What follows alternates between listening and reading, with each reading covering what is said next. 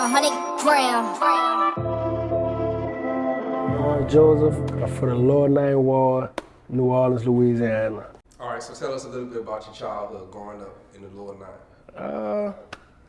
Not too much to talk about, just Lower Ninth Ward. Mom, she had 2 jobs, made sure I had what I had, so always around my grandparents. Pretty much simple childhood, going outside to the park, playing basketball, football around with the kids in the area. Just growing up, seeing a lot of things, All right. New Orleans, typical New Orleans childhood. So did you grow up with both parents? How can I put this? Yeah, but no. Not in the same household. My daddy was around in and out, but raised me wise, just my mama. So how do you feel like that potentially affected you as you are at your age right now? Well, seeing her work, to make sure I could get everything that I needed and wanted, it made me know that there is no excuses.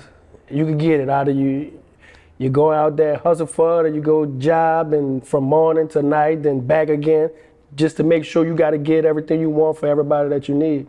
So it just put in me, I got to get it one way or another. All right, so tell everybody about your high school experience and even what high school you went to. Like, how was that for you? I went to 35, so school here is different. You see a lot, you experience a lot in school,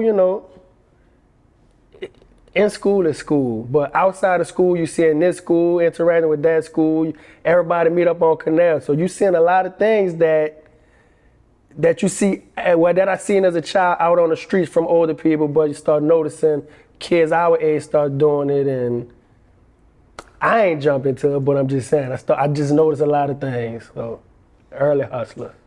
So, you talked about, your mom getting in and everything from that perspective about just, making the bread that's needed for the family. Since I've known you, I've known you from your profession of being a barber. Mm-hmm. So how did you start that, and was that just something that you just wanted to be like, I just want to do something on my own and just become a barber?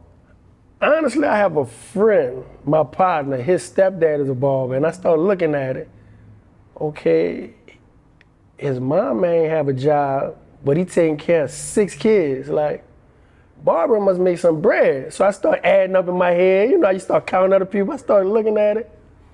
All right, man, let me jump into it. And he was trying to teach them.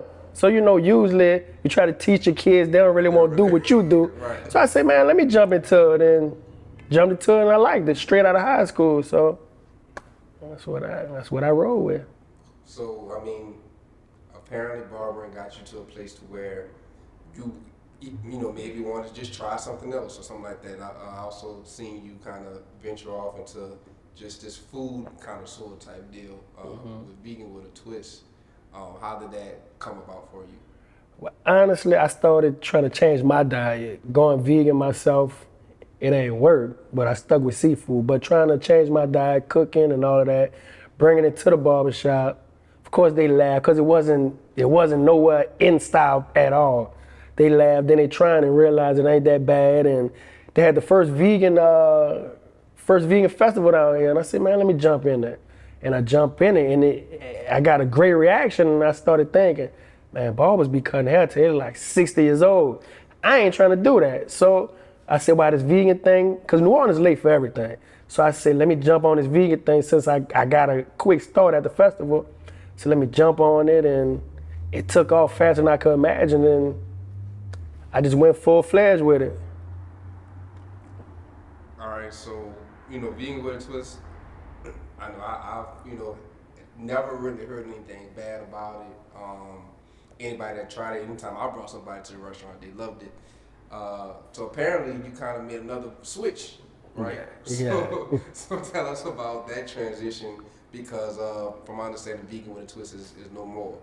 Yeah, I had to retire vegan twist for right now. Basically, vegan too was, New Orleans not a healthy city at all. So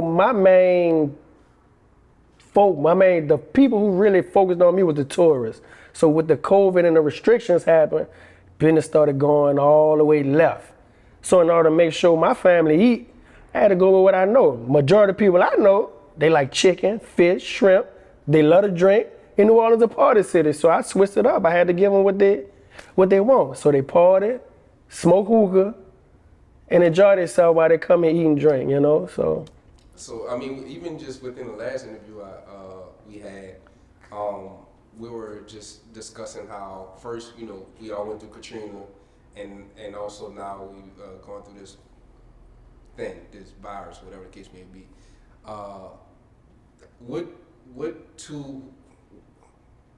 What example could you give as far as how it changed you as a person, with knowing how you had to literally pivot both of those times? Like, how important is that to you, for people to even know how hard it can be, or how easy it can be, depending on your mindset?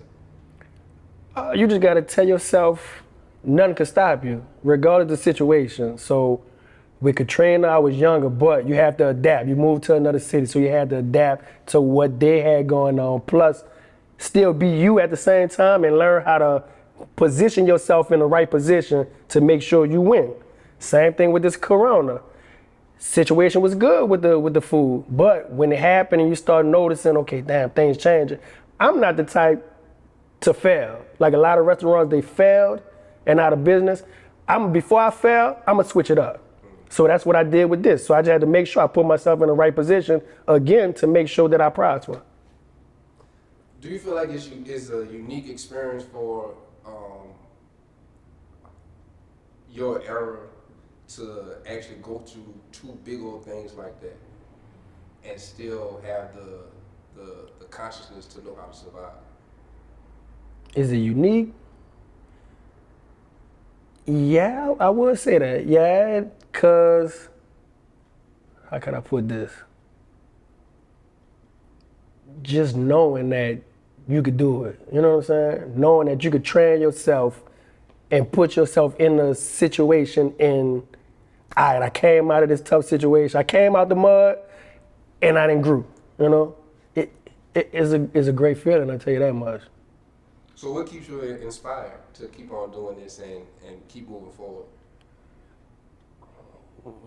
My family. They gotta eat. I put up everything on my back. They rely on me. Ain't got no choice, really. So, well, in that case, like, how has fatherhood changed you? You have a family, so how has that changed you as a man? As a man, I gotta go down swinging, regardless how many pointers I get hit. I gotta make sure my kids get any and everything that they won't need. That's my goal. They need to live better than I lived. I want to be able to give them any and everything they ask for. Cool. So we're gonna transition a little bit. So what do you feel like makes New Orleans, New Orleans? The people. We one of a kind. You come down here, you can't go nowhere else in the world and experience what you're gonna experience in New Orleans. Meet the people who you meet in New Orleans, the conversations, and the accent. So we different. So tell us, what are you up to now with the new restaurant and anything else that you got going on as far as just, building what you've been building? Well, like the new restaurant, it's just been 4 months now, so this is new to me. I just jumped into it. So I'm still figuring out the ins and outs, what to do, what not to do, and still growing with that. So I'm still learning every day as we go. I got other ventures going on, real estate, still with that.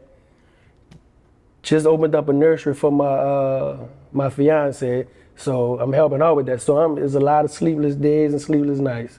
So that's all I got going on right now. I'm trying to figure out something for the kids now. So as they get older, I'm trying to figure out where they can start branching off to business-wise and get all that together. So, what would you tell your younger self now from the person that you are today? Don't sleep in your 20s. In your 20s, just work, grind, think of everything. You can party a little bit, but grind. So in your 30s, you ain't got to worry about nothing. So save all that partying later. Grind while you're young.